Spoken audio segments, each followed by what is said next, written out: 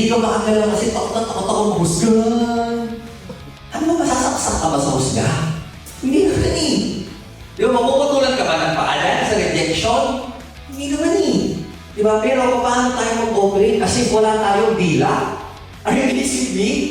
Di ba, tinanong, hindi makasagot, pero may sagot naman sa isip. Dahil yung takot natin, akala natin totoo na. Kaya nga fear eh. You know what fear is? Ask me what? False expectations appearing real. Yan ang fear.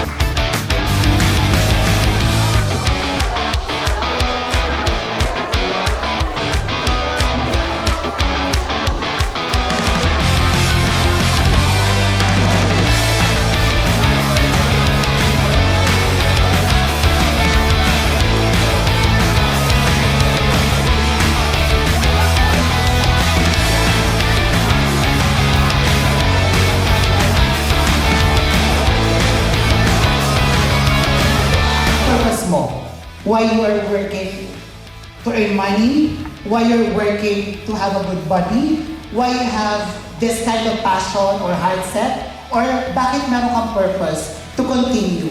So appreciating oneself is very important for you to be able to redirect yourself and for you to be able to choose the right path na gusto mong tahak. Yun lang. That's a message to everyone that just appreciate life. Because if you have this day right now, you still have a lot more that is coming. Tomorrow, the day after tomorrow. So just keep on dreaming. It happens, really. Thank you.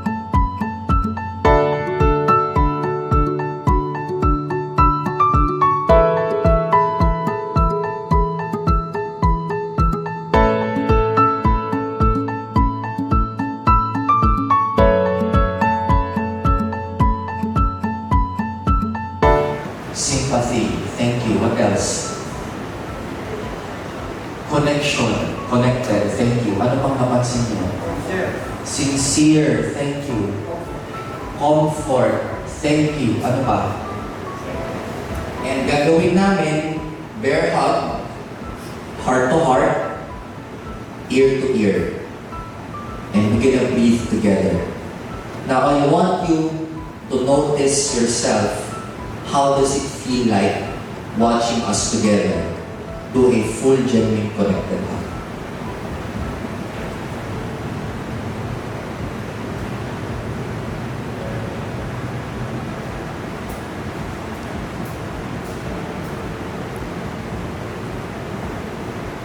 Okay, maybe ask permission. If you guys are fine, okay, just connect in silence. And look each other in the eye. Because maybe this is the same set of eyes of your father who's also longing for love. Just do it, go ahead. Hug this person.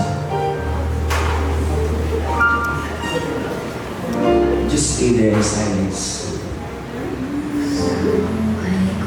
Maybe this person is just like you. Longing for a full, genuine, connected. Just connect. I want you to breathe together.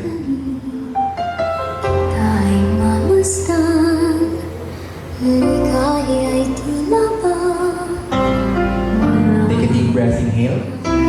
And exhale. Let go. Move on to your next hug, second person. And as you move on to the next person, tingnan mo siya sa mata. Ask permission. Go ahead, please give this person a hug. Just connect. Stay there. Just breathe.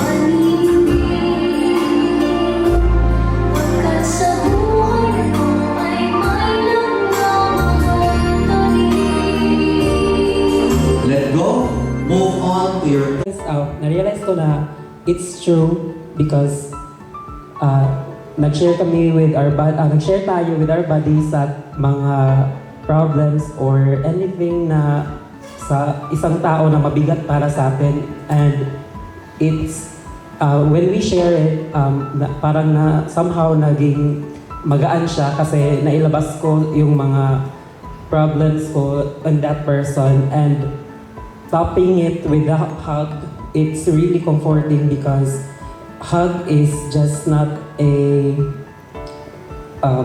somehow comfort for me, but I also feel the other person's warmth and sincere. Also, yung pinakita niyo, Coach, na ano yung types of hug, yung nare-receive ko lang is yung manly. Ay! Yung parang ganun. So, ngayon ko palang na-realize na may sincere hug pala, and it felt really good and comforting, and also the warmth. And that's all. You know, and then they're gonna have this growth mindset nga dili mag-live ito survival. There is life after beyond that. Yeah, daghan na hitabo sa ila, daghan na hitabo sa ako, and then few years later nagbalik na pod mi og kuan together. So I believe nga nami giplano sa Surigao City, but God saw that vision, and in the first place it wasn't our personal vision. It was God Himself nga nag-ordain, nagtawag sa ako, and also Esther and Kirk. So I just want to tell you and convey with all my heart, you are so blessed to have an employer and then you have a boss like them, because they do not just see you as their employees, but they see you as their family. And after this opportunity, I can say that there will be a big impact and a difference na mahitabo sa Surigao City, and all of you will be part of it.